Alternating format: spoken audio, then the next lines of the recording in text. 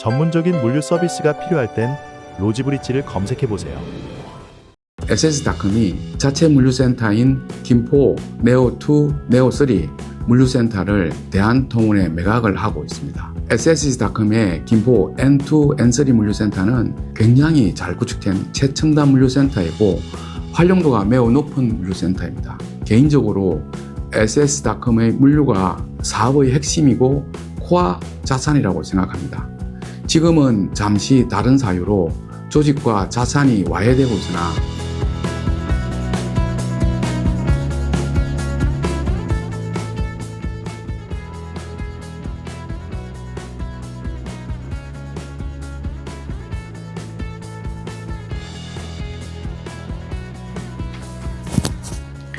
안녕하십니까, 신성일입니다. 2024년 물류산업 부분 평가에 대해서 말씀드리겠습니다. 첫 번째는 이커머스 리테일보다는 제조 물류에 물류 투자가 많았습니다.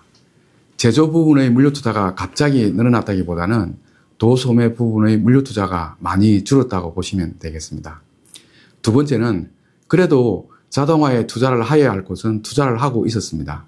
롯데칠성, 다이소, BGF, 이케아, 삼성전자, 평택 CDC, 그리고 LG전자의 에코물류센터 등 투자를 할 곳은 계속하고 있습니다. 세 번째는 AMR, ACR, 오토스토어 등 로봇을 활용한 솔루션으로 중소형 프로젝트가 많았습니다. AMR, ACR 같은 경우는 중국계 솔루션이 이미 시장을 장악하고 있는데 국내 로봇 업체나 스타트업에서 기술 개발로 틈새 시장을 공략하고 있습니다.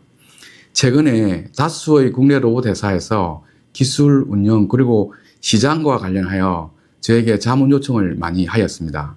저는 우주산업과 관련하여 성공한 스페이스X와 실패한 보잉사를 비교해서 이야기를 하는데요. 결국 중요한 것은 데이터, 고객 경험이 담겨있는 데이터 분석을 기반한 IT 기술을 바탕으로 한 솔루션이 시장에서 선호를 한다는 겁니다. 그만큼 데이터와 IT 기술이 중요하다는 것입니다. 로봇 요소 기술도 중요하지만 시장 친화적인 솔루션을 더 강조합니다. 오토스토어의 경우 이미 30여 곳의 국내 레퍼런스를 확보한 상황입니다. 네 번째는 퀵커머스가 가속화되고 있습니다. 올 초에 물류시설법 개정으로 도심물류센터를 운영하는 규제가 완화되었고 도심형 물류센터인 MFC를 바탕으로 한 퀵커머스가 대중화되고 있습니다. 주문하면은 빠르게는 40분 이내에 배송이 되는 그런 시대가 도래를 하였습니다. 새벽 배송 또한 꾸준히 증가 추세에 있어서 이 시장의 소극적인 노선으로 바꾼 대형 리테일러들도 직간접적인 방법으로 아마도 시장 선점을 위해 구매와 물류 인프라를 경쟁적으로 확보를 할 것입니다. 2024년 올해 물류 산업에 큰 영향을 준 이슈들에 대해서 말씀드리겠습니다.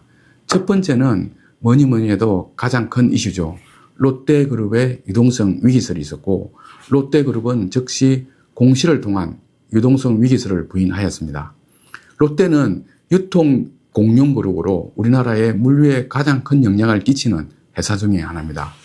롯데의 산업들이 전형적인 내수 기반의 산업들이고 새롭게 현금을 창출해 줄 신사업이 없었습니다. 롯데그룹의 이커머스 사업인 롯데온은 업계에서 아직 존재감이 없고 적자입니다.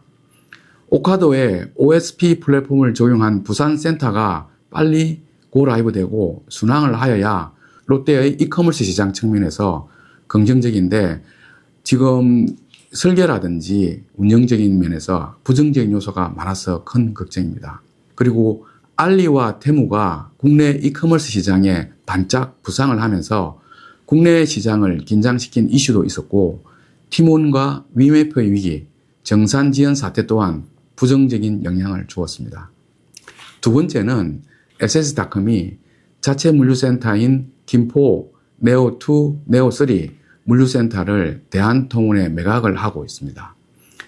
SS닷컴의 김포 N2, N3 물류센터는 굉장히 잘 구축된 최첨단 물류센터이고 활용도가 매우 높은 물류센터입니다.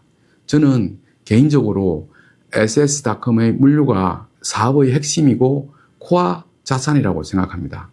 지금은 잠시 다른 사유로 조직과 자산이 와해되고 있으나 향후에 회사가 정상화되면 결국 다시 SCM과 자체 물류 조직과 자산에 대한 투자를 하여야 한다고 생각합니다.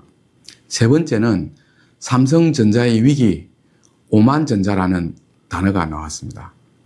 TSMC의 모리스 창업자가 한국의 혼란스러운 상황, 삼성전자 경영에 악영향을 미친다고 하였습니다. 삼성전자는 재무통이 아닌 사업통 위주의 현장 위주의 조직을 개편을 통해서 이 위기를 돌파를 하고 있는 걸로 알고 있습니다. 2025년 전망과 당부입니다. 위기는 기회입니다. 현재 물류 관점에서 위기에서 기회로 전환될 수 있는 여러 이슈들이 많습니다. 가장 큰 이슈는 K방산입니다. 우크라이나 전쟁, 중동 전쟁, 시리아 내전 등으로 K방산이라고 불리는 FA-50 전투기, K2 전차, 포탄 등 수출은 부품 제조 수급 등으로 전쟁 당사국에는 미안하지만 물류 입장에서는 굉장히 좋은 호재라고 볼 수 있습니다. 두 번째는 트럼프 대통령의 취임입니다. 예측 불허의 트럼프 대통령 2기가 출범할 예정입니다. 정치보다는 경제, 미지근한 관계보다는 확실한 관계를 중요시하는 트럼프의 입장에서 또 미국의 입장에서 한국의 산업과 경제 구조는 미국에 필요한 부분이 더 많을 거라 생각합니다. 세 번째는 중국의 경제 위기와 러시아의 몰락입니다. 우리나라는 6년 전 사드 사태부터 탈중국화를 시작하였고 현재도 진행 중입니다. 지금 독일 경제가 어려운 가장 큰 이슈 중에 하나는 중국의 의존도가 높아서입니다.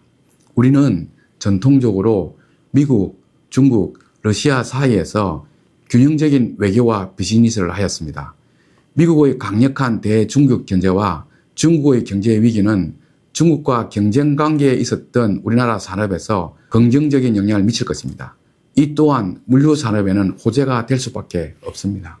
내년에는 AMR, ACR 등 이송 로봇에서 물류센터에서 사람을 정말 대체를 하는 물건을 직접 피킹, 짚는 로봇 솔루션이 활성화될 것입니다.